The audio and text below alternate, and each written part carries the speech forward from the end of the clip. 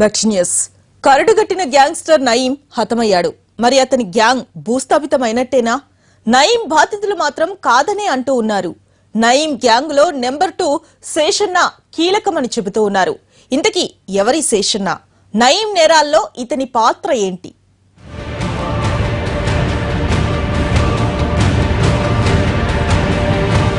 Seshanna Nayeem case విచారిస్తున్న SIT ప్రధాన target ఇతనే.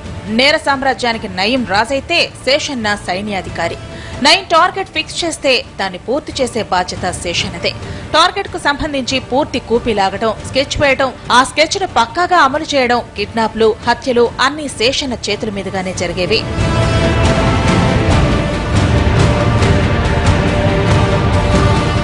Maoist జీవితానికి స్వస్తి పలికిన అనంతరం శేషన్న నయీం పంచన చేరాడు. అతను చేసే అరాచకాలకు అండగా ఉంటూ గ్యాంగ్ లో నెంబర్ 2గా ఎదిగాడు. భువనగిరి నుండి సైబరాబాద్ వరకు జరిగిన ల్యాండ్ సెటిల్మెంట్లు, దందాలు, బెదిరింపుల్లో శేషన్న ప్రత్యక్షంగా పాల్గొనేవాడు. దీంతో నయీం ఎన్కౌంటర్ తర్వాత శేషన్న ఫోటో పట్టుకోలేకపోయారు. నయీం కు ధీటుగా సీక్రెట్ గా దందాలు నడిపిన శేషన్న ఎక్కడ తన ఫోటో కూడా దొరకకుండా జాగ్రత్త పడ్డాడు. ఎటకేలకు అతనికి సంబంధించిన కొన్ని ఆధారాలను పోలీసులు పట్టుకోగలిగారు. వీటి ద్వారా శేషన్నను అరెస్ట్ చేయడానికి వ్యూహాలు రచిస్తున్నారు.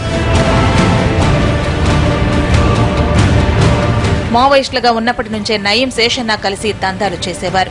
దళం నుంచి బయటకు వచ్చిన తర్వాత సెటిల్మెంట్లు కలిసే చేశారు. మహబూబ్నగర్, అచ్చంపేట, కల్వకుర్తి, షాద్నగర్ ప్రాంతాలతో పాటు రంగారెడ్డి జిల్లాల్లో జరిగే సెటిల్మెంట్లను శేషన్న స్వయంగా చూసుకునేవాడు.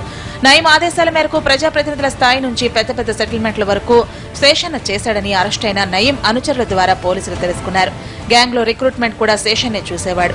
దీంతో శేషన్నను అరెస్ట్ చేస్తే నయీం కేసులో అనేక చిక్కుముడులు వీడే అవకాశం ఉందని పోలీసులు భావిస్తున్నారు. ఇతను అరెస్ట్ చేయడం కోసం పోలీసులు ప్రత్యేక బృందాలను రంగంలోకి దింపాయి.